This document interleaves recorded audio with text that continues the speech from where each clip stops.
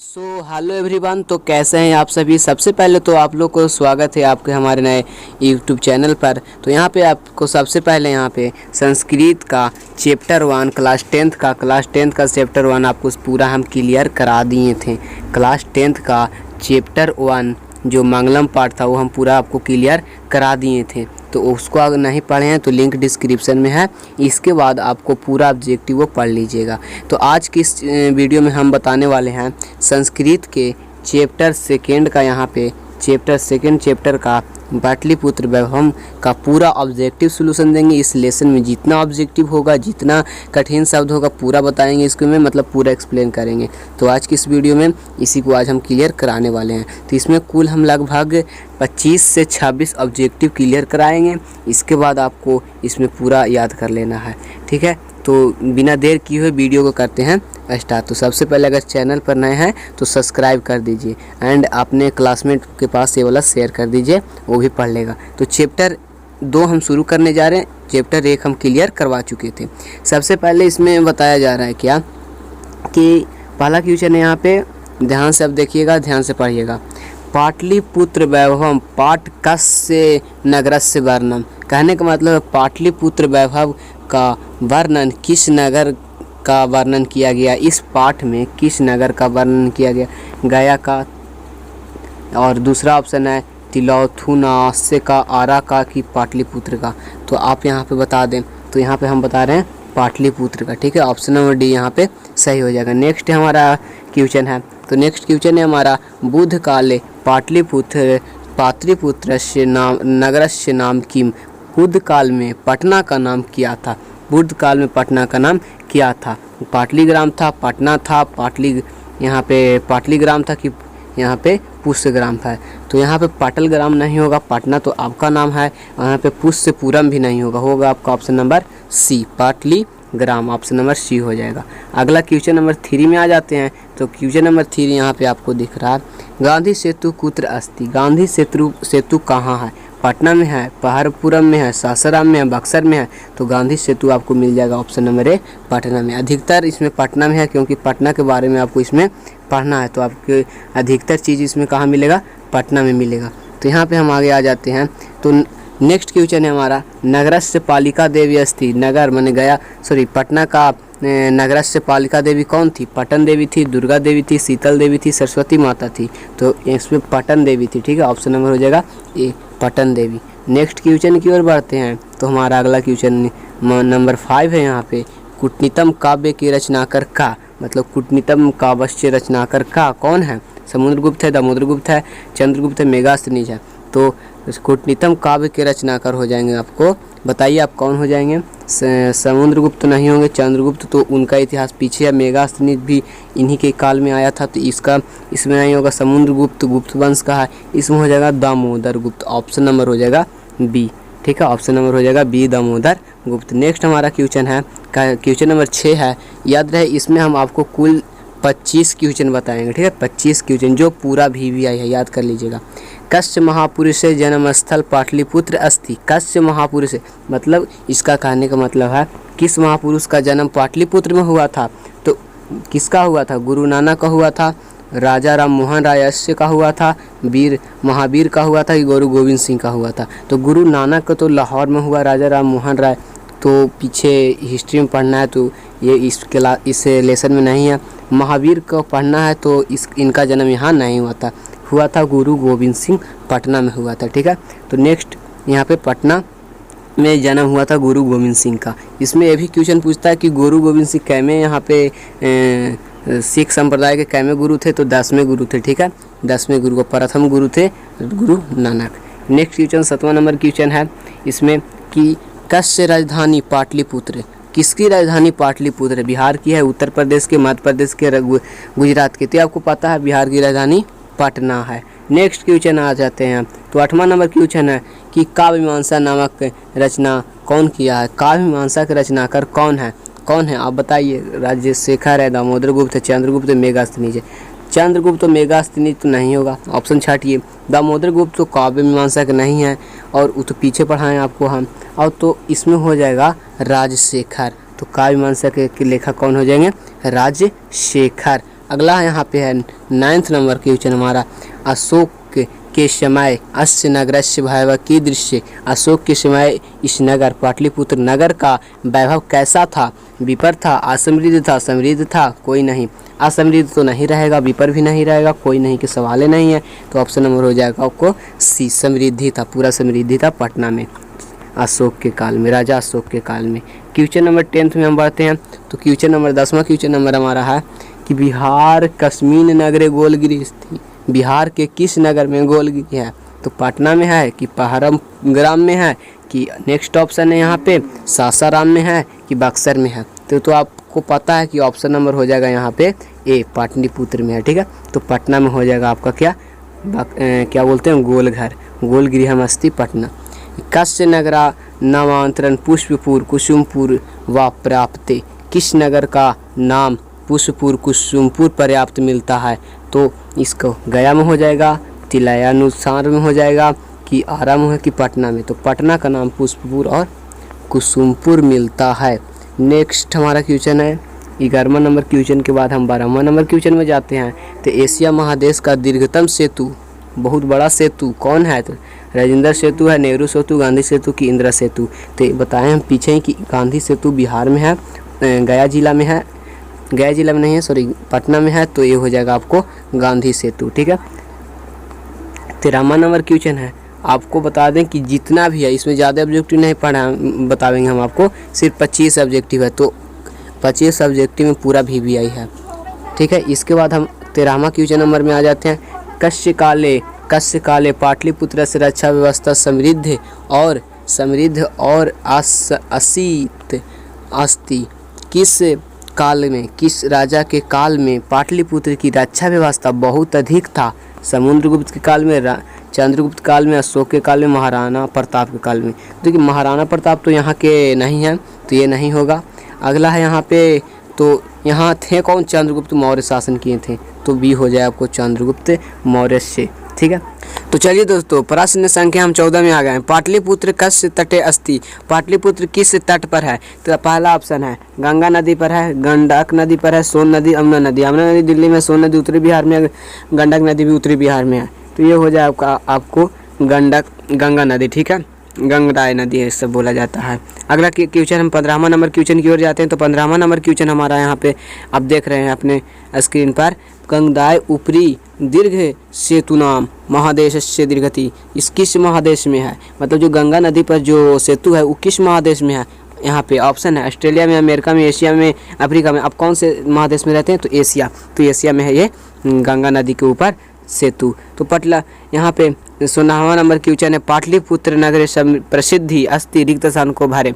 तो पाटलिपुत्र को समृद्धि प्रसिद्धि कब मिला था, किससे ज़्यादा प्रसिद्धि मिला है। सबसे ज़्यादा गोलघर से, कुसुमपुर से, ताजमहल से, माधवापुर। ताजमहल तो आपको हो जाएगा कहाँ, आपको ताजमहल हो जाएगा आगरा में, माधवापुरा में ये नहीं है, कुसुमपुर बोला जाता है पटना को पर ये नहीं है। गोलघर से मिला गया इसको ज़्यादा प्रसिद्धि। ठीक है, गोलघर जब अंग्रेजी से बनाया था। 17वां नंबर क्वेश्चन में आ गए। पाटलिपुत्र से नामांतरण प्राप्ति। पाटलिपुत्र का नाम क्या मिलता है। तो इसमें क्या मिलेगा, पाटलिपुत्र का नाम यहाँ पे ऑप्शन है केशवपुर, माधवपुर, रघुमपुर तो कि कुसुमपुर। तो यहाँ पे ऑप्शन नंबर डी हो जाएगा कुसुमपुर मिला है पटना का नाम। नेक्स्ट क्वेश्चन है हमारा यहाँ पे कौमुदी महोत्सव अति प्रचलित। कौमुदी महोत्सव कब प्रचलित होता है। तो यहाँ पे रिक्त स्थान को भरिए। मौर्य काल में कि अंगडाय काल में, गुप्त काल में कि अशोक के काल में। तो देखिए कौमुदी महोत्सव मौर्य काल में अधिक प्रसिद्ध था। ठीक है, मौर्य काल में कौमुदी महोत्सव पटना में मनाया जाता था। अगला क्वेश्चन है हमारे 19वां नंबर क्वेश्चन है कि पाटलिपुत्र की दिशा गंगा नदी के प्रवृत्ति रिक्त स्थान को भरी। पाटलिपुत्र में किस दिशा में गंगा नदी बहती है। पूर्व में बहती है, दक्षिण में बहती है, पश्चिम में बहती है कि उत्तर में बहती है। तो यहाँ पे आपका हो जाएगा उत्तर में। ठीक है, ऑप्शन हो जाएगा यहाँ पे डी हो जाएगा। ठीक है, ऑप्शन नंबर डी उत्तर में। अगला क्वेश्चन है यहाँ पे आपका, यहाँ पे हम आ सकते हैं अब 20वां नंबर क्वेश्चन में आ गया। गुरु गोविंद सिंह सिख संप्रदाय गुरु आसित कैमे गुरु थे। तो हम पीछे बताए थे आपको 10वें गुरु थे। तो 10वें को संस्कृत में बोल देता है दशम। ठीक है, ऑप्शन नंबर आपको ए हो जाएगा। 8वां नहीं होगा, 9वां नहीं होगा, प्रथम नहीं होगा। प्रथम तो गुरु नानक। अगला हम आ जाते हैं यहाँ पे हिंदी में वस्तुनिष्ठ प्रश्न। तो यहाँ पे हम आपको बता दिए अभी तक जितना भी क्वेश्चन हम पढ़े थे अभी वो था आपको संस्कृत क्वेश्चन में। अब आपको हिंदी में जो क्वेश्चन पूछेगा एग्जाम में, हिंदी क्वेश्चन अलग से यहाँ पे बनाया गया। तो हिंदी क्वेश्चन हम पढ़ लेते हैं आप। तो पाटलिपुत्र पाठ में किस नगर का वर्णन है? तो ये हो जाएगा ना ही गया होगा, ना नवादा, ना आरा होगा। यहाँ पे आपका क्या हो जाएगा? पाटलिपुत्र। ठीक है, तो पाटलिपुत्र वैभव का वर्णन किया गया। दूसरा नंबर क्वेश्चन यहाँ पे है, मेगास्थित पाटना किसके समय में आया था? अशोक के समय में, मुगल के समय में, कि चंद्रगुप्त की अंग्रेजों के समय में? तो पाटना आया था यहाँ पे चंद्रगुप्त मौर्य के काल में। ऑप्शन नंबर आ जाएगा सी हमारा हो जाएगा। यहाँ पे तीसरा यहाँ पे क्वेश्चन है, पुष्पपुर और पुतलिका के रचना के आधार पर पटना का नाम क्या है? तो यहाँ पे पुष्पपुर है, कुसुमपुर है, पाटलिपुत्र है कि पटना है? तो पाटल पुष्पों के आधार पर यहाँ पे इसका नाम हो जाएगा पाटलिपुत्र। ठीक है, यहाँ पे पाटलिपुत्र किस राज्य की राजधानी है? तो आपको पता होगा पटना किसकी राजधानी है? बिहार की राजधानी कहाँ है? पटना। नेक्स्ट हमारा क्वेश्चन है, नेक्स्ट क्वेश्चन है हमारा 15 number question. 15 number question comment कीजिए। तो पाटलिपुत्र किस नदी के किनारे? अब आप कमेंट करके भी अपना आंसर को पिक कर सकते हैं। हम उस आंसर को हम अपने क्रिएट पोस्ट में लगाएंगे। तो पाटलिपुत्र किस नदी पर है? ऑप्शन है गंगा नदी, यमुना नदी, गंडक नदी, कोसी नदी। ये आप अपने कमेंट में ज़रूर बताइएगा। ठीक है, तो प्रश्न छठा है यहाँ पे इसका है, यहाँ पे इसका क्वेश्चन है, पाटलिपुत्र बुद्ध काल में क्या नाम था पाटलिपुत्र के? तो पाटली ग्राम था। पाटल ग्राम नहीं मारिएगा, दोनों एक जैसा लग रहा है, तो पाटली ग्राम हो जाएगा। ठीक है, अगला नंबर क्वेश्चन है यहाँ पे 7वां नंबर क्वेश्चन, गांधी सेतु पुल कहाँ है? गांधी सेतु पुल कहाँ है? तो गांधी सेतु पुल कहाँ है आप बताइए? आरा में नहीं होगा, आरा में कुछ नहीं है, पहाड़ है सासाराम की पाटलिपुत्र में हो जाएगा आपको क्या? गांधी सेतु। अगला क्वेश्चन है 8वां नंबर क्वेश्चन, पटना नगर की पालिका देवी कौन थी? तो ना ही शीतल देवी, गौरी देवी, काली देवी, ऐसे में कुछ नहीं होगा तो आपको पाटन देवी। नेक्स्ट क्वेश्चन है यहाँ पे 9वां नंबर क्वेश्चन। अभी हम जो आपको बता रहे हैं वो आपको हिंदी में क्वेश्चन है, तो हिंदी वाला अलग से हम पिक किए थे इसको में, तो आपके लिए ज़्यादा बेटर रहेगा हिंदी वाला भी पढ़ लीजिए। कूटनीतम काव्य के रचनाकार कौन है? तो कूटनीतम काव्य के रचनाकार कौन है? तो कूटनीतम काव्य के रचनाकार हो जाएंगे आपको यहाँ पे दामोदर गुप्त। ठीक है, ऑप्शन नंबर हो जाएगा क्या? बी। उत्तर में यहाँ पे देख सकते हैं ऑप्शन नंबर बी।